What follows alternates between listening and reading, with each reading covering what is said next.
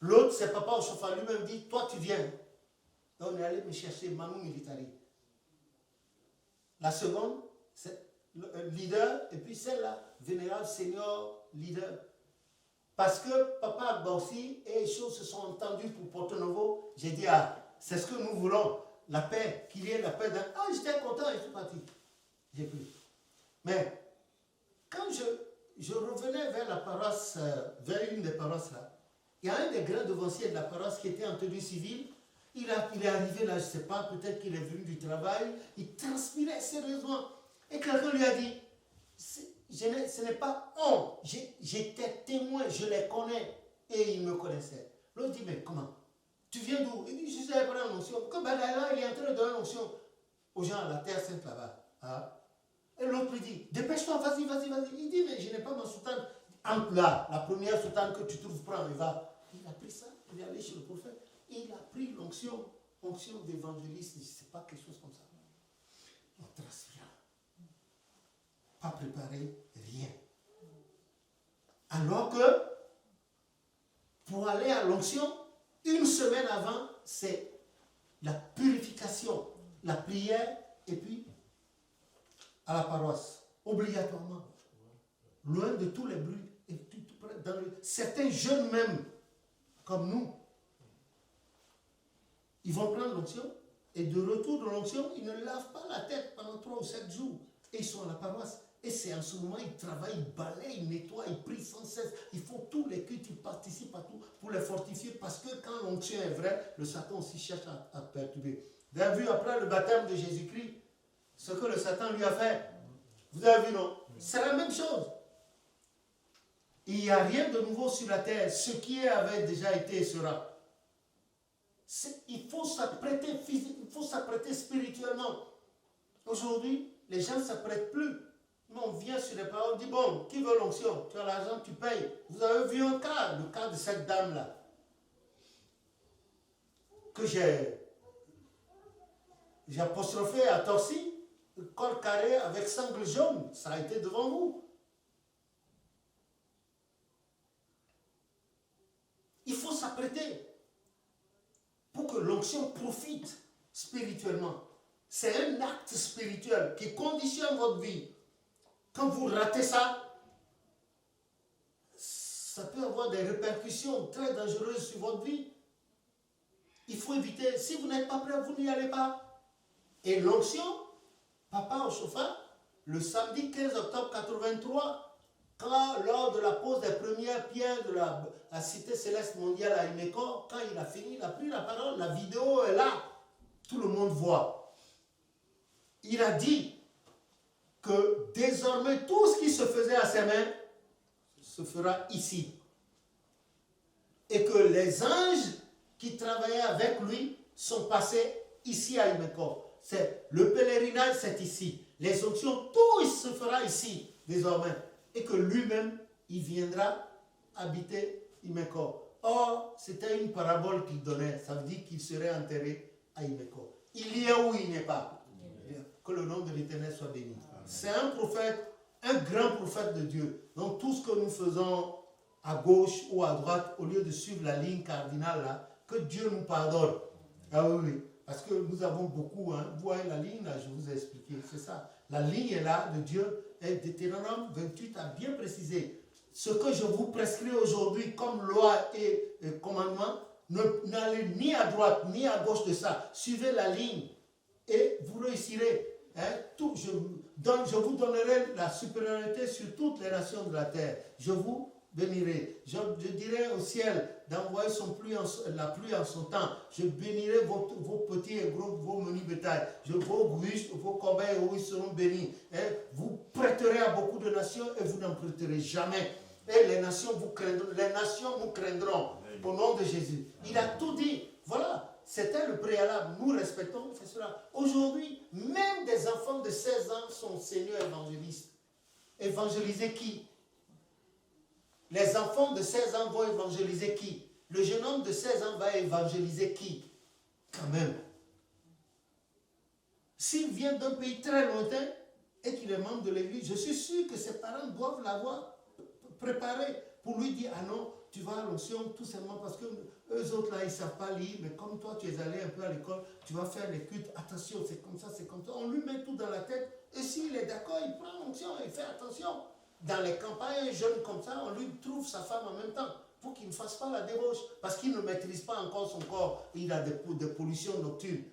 Voilà. Les parents, dans les villages, s'il est un peu développé comme Zidas ou Christian, on lui donne sa femme à côté pour que le besoin physiologique qui est incorporé dans le corps, quand ça vient, qu'il puisse se satisfaire. C'est ça. Sinon, il va désirer celle-là, il va désirer celle-là, il va désirer. Aujourd'hui, ce n'est pas ça. Des petites filles, là aussi, vous les voyez avec des dentelles, des petites filles de 20 ans, quand, je ne veux même pas parler, que le nom de il y a une là, devant moi, elle disait oui, on lui a donné une vision et qu'on l'a vu porter. J'ai dit, où ça? Ici? C'est pas ça, on te dit de changer. J'ai pas pu, jusqu'à ce jour. Voilà l'onction. L'onction est bienfaitrice. Ça nous purifie et ça nous sanctifie. Ça nous met davantage à part pour l'éternel Dieu. Et j'ai cité les différents cas et situations d'onction à travers la Bible.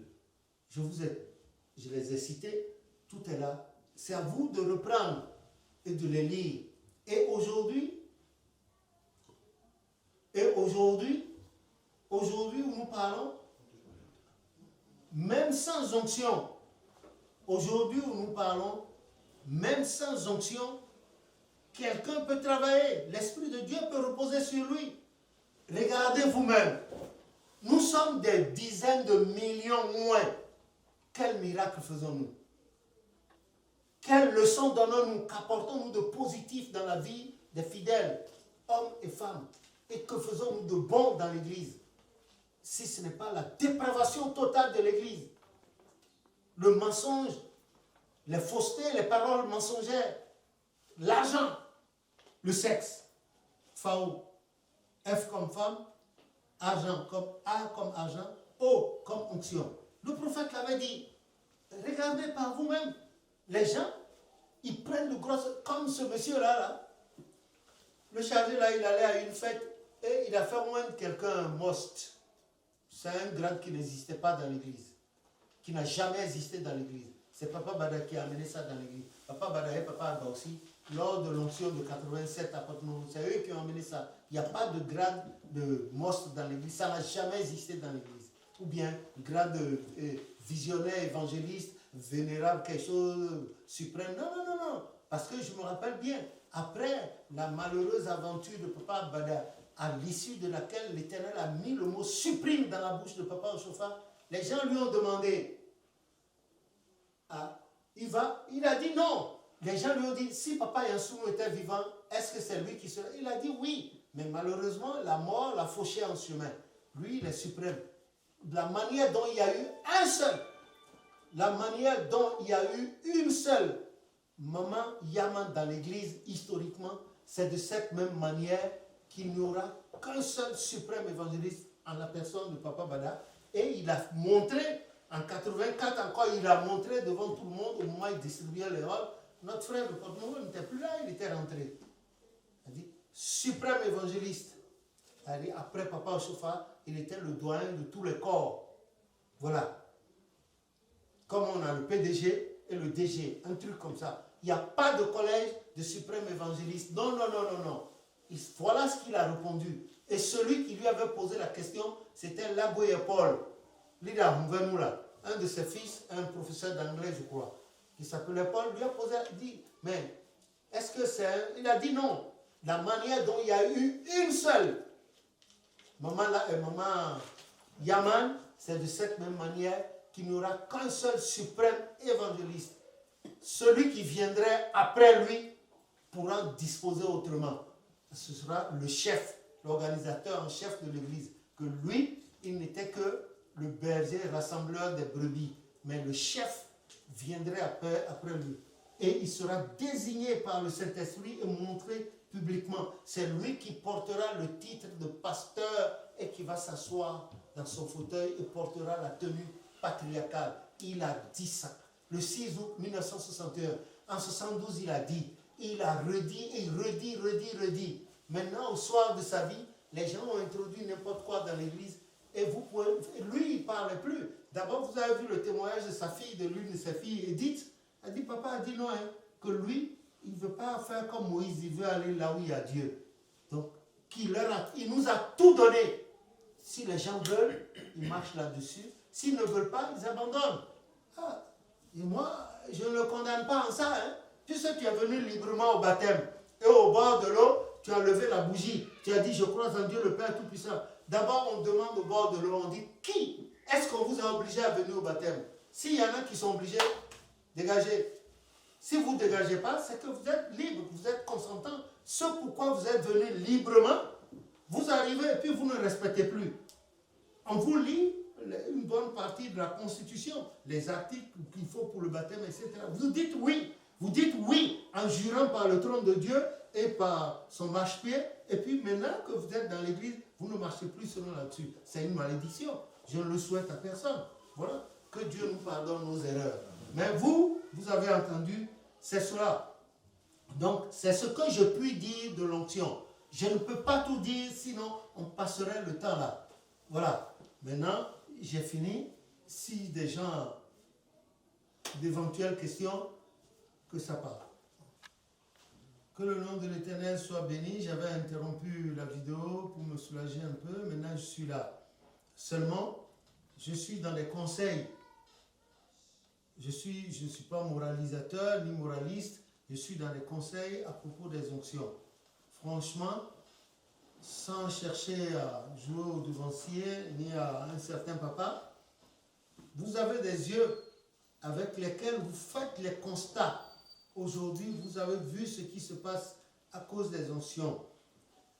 Je sais que les gens ont trahi la mémoire de Papa Oshofa et ce qu'il a dit, ce que la prophétie du mercredi 8 octobre 47 a dit, ce que le Saint-Esprit a dit par la bouche de Maman Zevounou à propos de la succession à Papa Oshofa, tout a été trahi. Tout a été trahi. La preuve, les gens pensaient bien faire. Regardez l'état de l'église aujourd'hui. Et dans ça, il lui était meilleur de suspendre toutes les onctions. Terminé. Tous ces millions d'oins là, ils font quoi? Vous arrivez dans des paroisses, vous avez 10 supérieurs, 10 vénérables, quelque chose. Pourquoi? C'est pas possible. Hein? Ils vont faire quoi? Vous avez 10 leaders, 10, 20 évangélistes, 40, et au point que même les déroutants ne prennent plus part à la sacrificature. Ils ne peuvent même pas conduire, ils ne peuvent pas faire la quête, ils ne peuvent pas faire de lecture. C'est les supérieurs qu'on programme. Le grade de supérieur, on sait ce que c'est. Le violet, la couleur violette, là. On sait ce que c'est. Son premier sens, le sens étymologique, c'est le renoncement total. Est-ce que ceux-là, ils renoncent? Ils ne renoncent pas. C'est devant vous, ils portent les smaltos, les grolles, ils mettent des cravates, des nœuds. Comme disait un maître de chœur, là, quand on lui disait non à la chorale, c'est comme ça, c'est pas moi qui lui disais. Dans une grande assemblée, il dit, ah oui, que si Papa Oshofa était encore vivant, il allait oublier cette auge-là et se mettre en jean et puis en moto. C'est ce qu'il a dit dans l'assemblée. Et beaucoup de personnes s'étaient levées et sont parties. C'est des gens qui ont eu leur onction en dehors d'Imeko. Comme Papa Oshofa a dit, c'est normal. Ils n'ont pas fait le pèlerinage. Un pèlerinage, il y a de la souffrance là-dedans. Et quand vous revenez, vous êtes satisfait de ce que vous êtes allé chercher. L'anglais dit keep size.